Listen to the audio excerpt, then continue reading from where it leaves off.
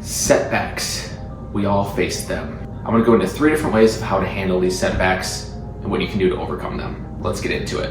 Whether you're training for a marathon, half marathon, 5K, Hyrox, ultra, setbacks are going to come up.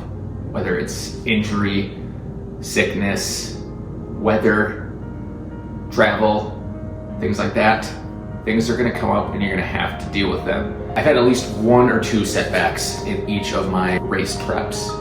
Right now, I'm dealing with a couple during this Hyrox and a half marathon prep. 1, sickness, and 2, the weather. If you've ever wondered why I run on the treadmill so much,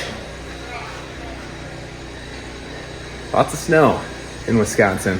I just shoveled like 5 inches of snow, and now there's another layer already. On a positive note, setbacks don't always mean things are going bad, or it doesn't necessarily mean failure.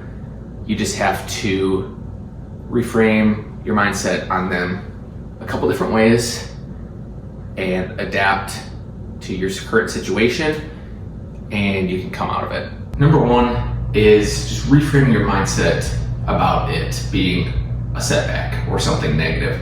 I know this sounds really dumb or hard to do, but just hear me out for a second. Look at it more as an opportunity to get better at something else in the meantime. For example, injury.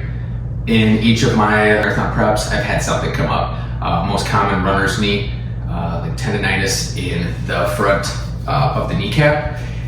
And I had to figure out, okay, what am I going to do while I'm lowering the volume of my training because of this injury? Well, I'm going to work on core. I'm going to work on mobility. I'm going to strengthen my hips, which are my weakness and the reason that I'm having knee issues. So I looked at it as an opportunity, running a little bit less, doing more core strength, mobility, focus on my weaknesses, and by the time I'm out of it, I'll be better.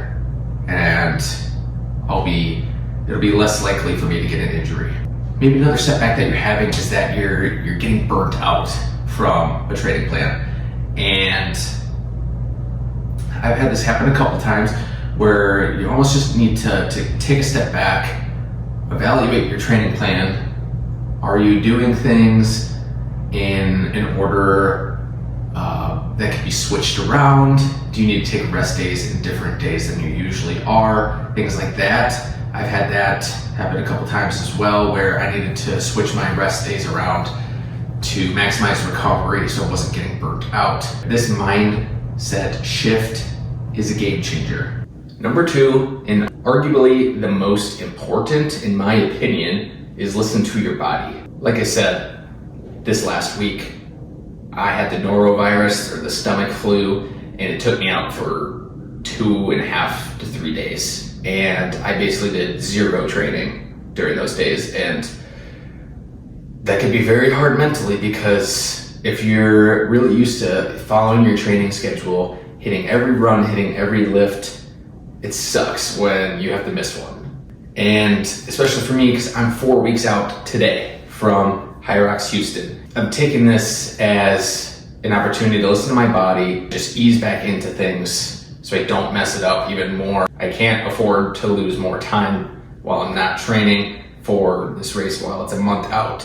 So yes, I've had to scratch off some runs and lifts from the training schedule, which stinks, but we're just gonna have to move past them, ease back into things. I've only ran a couple miles since this sickness. I'm listening to my body. How do I feel right now? How am I gonna feel tomorrow when I wake up? I don't really know how I'm gonna feel tomorrow. I'm getting better, I'm not 100%. I'm gonna ease back into things so that I can finish this prep strong. But also, if you're sick, you need to rest. I know there's books out there, there's podcasts, there's the Goggins mindset of just doesn't matter, just keep going. The times I tried to run while being sick just haven't really worked out for me. So taking complete rest, hydrating, laying down, just focusing on recovery is going to be best when you're sick. You can take the time to do some visualization, some mental training. Visualize how this event, how this race is going to be going for you. Visualize finishing it, what place you're going to be in, what time, things like that.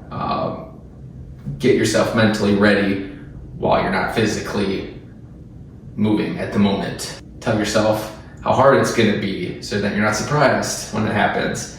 Do some research. There's other ways you could benefit while you're not physically training.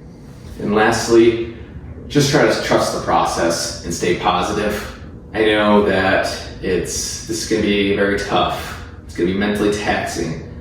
You're going to be anxious, but you just have to trust that it's going to get better, and you're not always going to be in that spot. Just know, like, some days, even while you are healthy and training, like, some days you're going to crush a workout, some days you're not, and they're going to feel terrible, and you're going to feel slow, you're going to feel weak, but that's just part of how the process goes. And remember, every single athlete or runner, competitor goes through some sort of setback, and it's totally individual. Not everybody has the same setbacks. Different things come up, but it's more just how can you adapt to them, move past them, and work through it. They are learning opportunities for your future competitions or races. So if you don't experience them early or at all, you're not going to be able to learn from them. So that's just something to think about. But just remember, stay positive, because you will get past that setback eventually, and you will come back stronger, more motivated, and ready to roll.